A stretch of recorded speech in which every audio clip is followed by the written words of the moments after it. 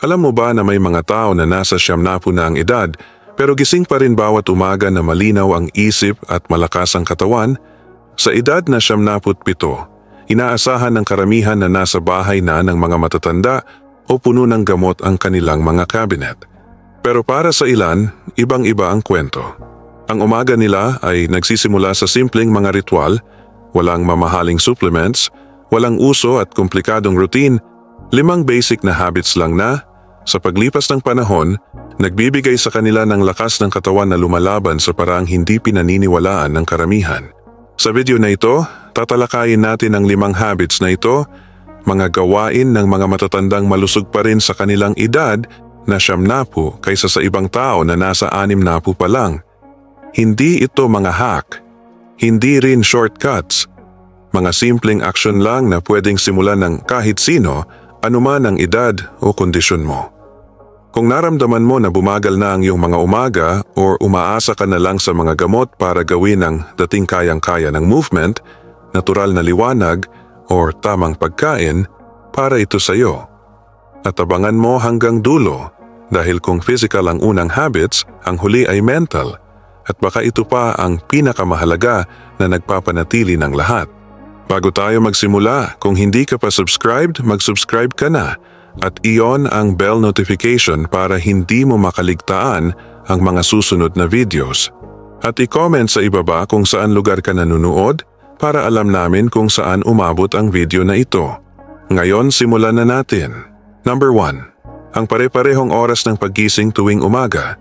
Ang unang habit ay mukhang masyadong simple para maging importante.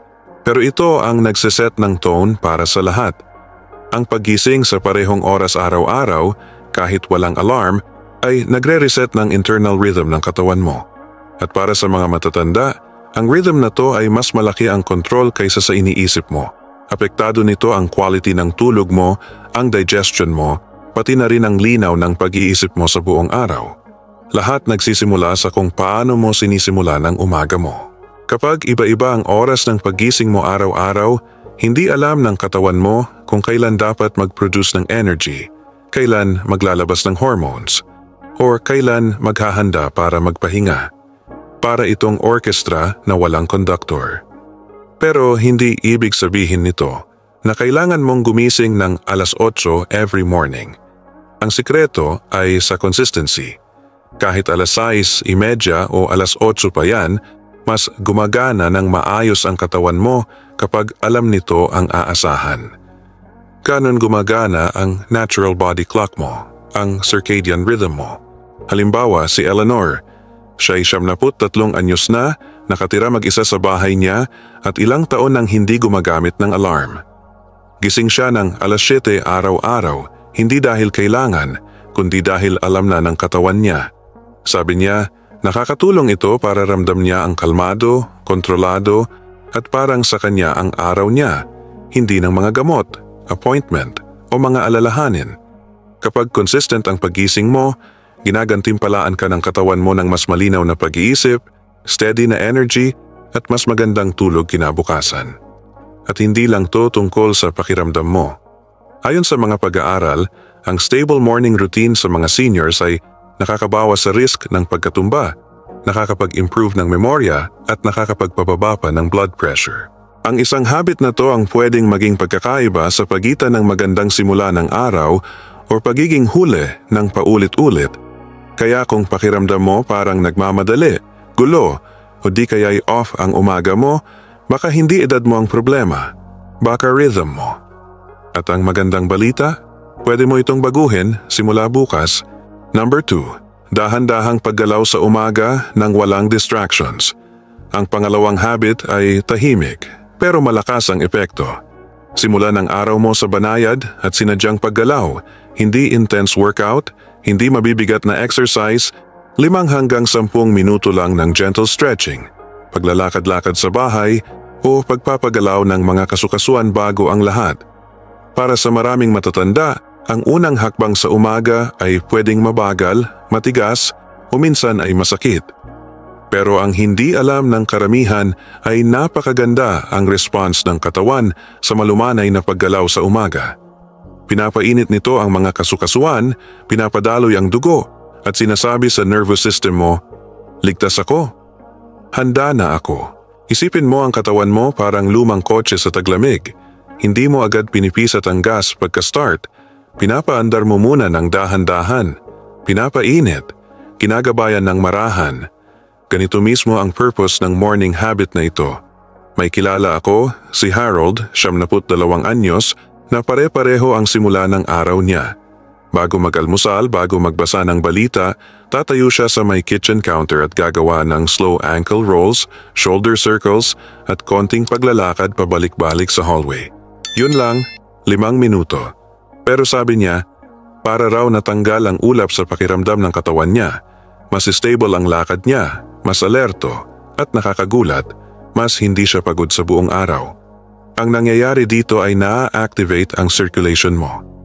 Ang mga muscles na nanigas habang tulog ay unti-unting lumuluwag, ang mga kasukasuan ay gumagalaw ng maayos imbes na magkiskisan, at ang utak mo ay tumatanggap ng signal na stable ka at handang gumalaw. Ang sikreto ay huwag pilitin o pagurin ang sarili. Hindi ito exercise. Ito ay paggising ng katawan. At kung magagawa mo ito bago mag-cellphone o manood ng TV, mas mainam. Nabibigyan mo ng buong atensyon ang katawan mo nang walang distractions. May mga taong gusto may music, ang iba tahimik lang. May mga gumagalaw kasabay ng paghinga, ang iba basta nadadala lang sa pakiramdam. Walang maling paraan, basta dahan-dahan, marahan, at ginagawa ng may presence of mind. Number 3, isang basong maligamgam na tubig na may lemon. Mukhang napakasimple, pero itong pangatlong habit ang nagpaiwas sa maraming seniors sa mga gamot, mas epektibo pa kaysa sa anumang supplement na nakita ko. Isang basong maligamgam na tubig na may lemon, unang inumin sa umaga, bago ang kape o anumang iba pa. Ang ginagawa nito ay banayad na ginigising ang digestive system mo ng hindi biglaan. Kung ang malamig na tubig ay nagpapahigpit, ang maligamgam na tubig ay nagpapakalma at nagpapagana sa tiyan. At kapag dinagdagan mo ng lemon, parang sinasabihan mo ang liver mo na simulan ng ilabas ang mga waste na in-process nito buong gabi. Nakakatulong ito sa hydration, digestion, kidney function, at pati na rin sa regular na pagdumi. Isa sa mga most overlooked na health indicator sa matatanda, ang constipation. Mukhang maliit na bagay, pero ito ang gateway sa fatigue, bad mood, bloating at maging sa dependency sa mga gamot na pansamantalang solusyon lang. Kwento ko sa iyo si Grace, 86 na taon. Ilang taon siyang nahirapan sa irregular na digestion at bloating. Binigyan siya ng mga doktor ng gamot, fiber supplements at diet plans, pero walang nagtagal. Isang umaga sinuggest ng anak niya ang maligamgam na lemon water. Sinubukan niya ng may pag-aalinlangan. Sa loob ng isang linggo, napansin niyang hindi na siya gaanong namamanas. Bumalik ang gana niya kumain. At sa unang pagkakataon sa loob ng 10 taon, regular at madali na ang pagdumi niya. Pero hindi lang digestion ang natutulungan nito. Rehydrate din nito ang katawan mo pagkatapos matulog, dagdag pa sa vitamin C intake at nakakatulong i-balance ang pH levels ng natural. At para sa maraming matatanda, ang gentle acidity nito ay nakakapag-stimulate ng stomach acid production. Isang bagay na bumababa kapag tumatanda at nagdudulot ng poor nutrient absorption, kabag at heartburn.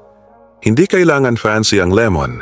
Isang hiwa o dalawa, pigain sa maligamgam na tubig, hindi kumukulo, basta mas mainit lang sa room temperature. May mga naglalagay ng kaunting sea salt para sa minerals or konting honey para sa lasa. Pero okay na rin ang plain. Kung gusto mo ang topic ng video na ito, mag-comment ng mabuhay sa comment section. Kung hindi ito ang inaasahan mo, mag-comment ng 0 para ma-improve ko pa at makagawa ng mas magagandang video na akma sa iyong pangangailangan. Ngayon, ipagpatuloy na natin. Number 4. Isang no-rush, small protein breakfast. Dito nagkakamali ang maraming tao, lalo na sa pagtanda. Minsan, skip na lang ang agahan. O kaya ay kung ano-anong matamis ang kinakain para lang makaraos sa umaga. Pero ang pinakamalusog na matatanda na nakilala ko? Kumakain sila ng hindi minamadaling breakfast at laging may konting protein. Hindi kailangan ng marami, hindi kailangan ng brunch. Tama lang para stable ang blood sugar, may sustansya ang muscles at steady ang energy para sa mga oras na susunod. Kapag kumain ka ng small, balanced meal, lalo na may clean protein, parang sinasabi mo sa katawan mo, hindi tayo naghihikahos. Busog tayo at safe tayo. Ano ba ang itsura nito? Para sa iba, isang boiled egg na may kalahating slice ng tinapay. Ang iba naman, plain yogurt na may konting oats at berries. May kilala akong lalaki, si Martin, edad 72 taon na nakatira mag-isa, pare-pareho ang almusal araw-araw. Isang slice ng keso, kalahating avocado at isang kutsarang peanut butter. Sabi niya, ito raw ang nagpapanatili sa kanyang malinaw ang isip at puno ng energy nang hindi mabigatan. Ang protein sa umaga ay nakakatulong panatilihing stable ang insulin levels. Ibig sabihin, mas konting energy crashes, mas konting irritable at mas kontrolado ang cravings sa buong araw. Nakakatulong din ito sa pag-maintain ng muscle mass. Isang bagay na mabilis mawala sa maraming matatanda kapag hindi na sila kumakain ng maayos. At kapag kumain ka ng dahan-dahan, hindi minamadali, ang nervous system mo ay nagiging mas kalmado. Mas efficient ang nutrient absorption. Stable ang heart rate. Sinisimulan mo ang araw ng grounded, hindi nagpapanik. Pero ito ang importante. Ang slow breakfast ay hindi lang tungkol sa pagkain. Tungkol ito sa pace. Umupo ka. Gamitin ang plato. Iwasan ang multitasking. Gawin mo itong maliit na ritual para simulan ang araw sa sarili mong terms. Kung napanood mo pa rin ang video na ito at nakatutulong sa iyo ang mga impormasyong ito, paki-comment ng number 4 sa ibaba para malaman kung nandito ka. At kung hindi ka pa nakasubscribe, mag-subscribe ka na at i-on ang bell notification para hindi mo makaligtaan ang aming mga videos. Ang suporta mo ang tutulong sa amin na makagawa pa ng mas maraming content na makakatulong at magbibigay inspirasyon sa iyo. Ngayon, tuloy na tayo sa susunod na topic. Number 5, 15 minutong liwanag ng umaga, kahit anong panahon.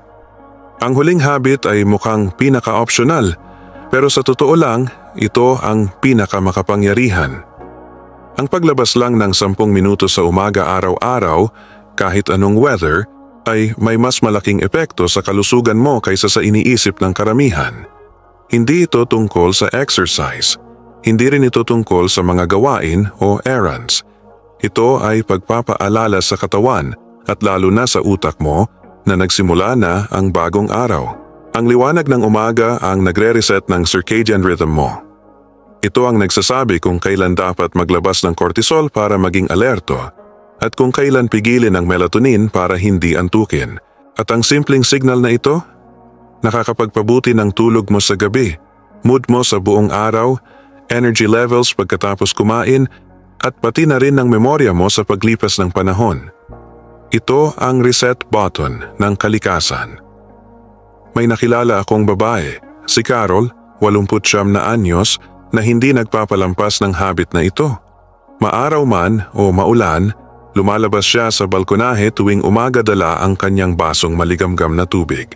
Hindi niya tinitingnan ang panahon. Hindi niya hinihintay ang araw. Hinahayaan lang niyang tanggapin ng kanyang balat at mata ang anumang liwanag na available. Sabi niya, nakakatulong ito para ramdam niyang sync ang katawan niya sa araw. Parang nagtutugma sila sa halip na magkahiwalay. Ang liwanag ng umaga ay nagpapataas din ng serotonin, ang feel-good chemical na pumipigil sa depression, anxiety at emotional fatigue. Para sa mga matatanda, lalo na sa mga nakatira mag-isa o madalas nasa loob ng bahay, mas lalong mahalaga ito. Hindi mo kailangang maglakad-lakad. Lumabas ka lang, tumayo ka o umupo. Hayaan mong matanggap ng iyong mga mata na walang sunglasses ang liwanag ng araw kahit maulap pa. Alam ng katawan mo ang pagkakaiba at mas mahalaga ang consistency kaysa sa intensity ng liwanag. Ang 10 minuto bawat umaga ay nagbibigay ng rhythm sa katawan mo na hindi kayang pantayan ng kahit anong sleep aid or mood booster. Paalala ito na ang kalusugan mo ay nakakonekta pa rin sa kalikasan, na kahit gaano pa tayo katanda o kahit gaano karaming gadgets ang gamitin natin, likas pa rin sa atin ang sumabay sa siklo ng araw. Kung bago sa iyo ang habit na ito, subukan mo bukas. 10 minuti. Walang phone. Langit, hangin at ilang tahimik na sandali para maalala. Bahagi ka pa rin ng mundo at nandito pa rin ang mundo para sa iyo. Habang tinatapos natin ang video na ito, sandali mong isipin ang 5 habits na tinalakay natin. Alin ang pinakatumatak sa iyo? Alin ang ginagawa mo na pala nang hindi namamalayan? At alin ang pakiramdam mong kulang sa umaga mo? Hindi komplikado ang mga ito. Walang espesyal na kagamitan. Walang mamahaling gamot. Simpleng mga konsistenteng pagpipilian lang na kapag ginawa araw-araw ay mas makakatulong pa kaysa sa anumang medication. Gumising sa parehong oras. Gumalaw ng dahan-dahan. Kumain ng hindi minamadali. Maglabas kahit sandali. Yun lang.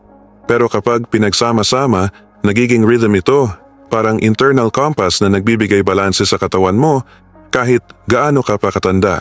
Hindi ito tungkol sa pagiging perpekto. Hindi rin ito pagpapanggap na hindi mahalaga ang edad. Ito ay pagkilala sa kaya pa ng katawan mo at pagbibigay sa kanya ng rhythm, sustansya at liwanag para magpatuloy. Baka hindi ka 77 anyos, baka hindi ka nakatira mag-isa. Pero kung may ibang tao na kayang gawin ito araw-araw at umunlad, kaya mo rin simulan ang kahit isa sa mga ito. Hindi kailangang minamadali ang umaga mo.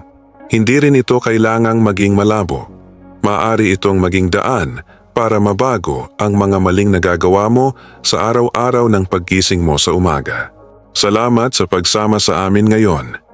Gusto naming marinig ang iyong opinyon. Mag-iwan ng komento sa ibaba at ibahagi ang isang bagay na natutunan mo ngayon at kung paano mo ito gagamitin sa iyong buhay. Mahalaga sa amin ang iyong saloobin, kaya huwag magatubiling ibahagi ito. Ang pagbabasa ng iyong mga komento ay nagbibigay sa amin ng malaking motibasyon at inspirasyon. Kung nagustuhan mo ang video na ito at nakatulong ito sa iyo, mangyaring i-like, mag-subscribe at i-share.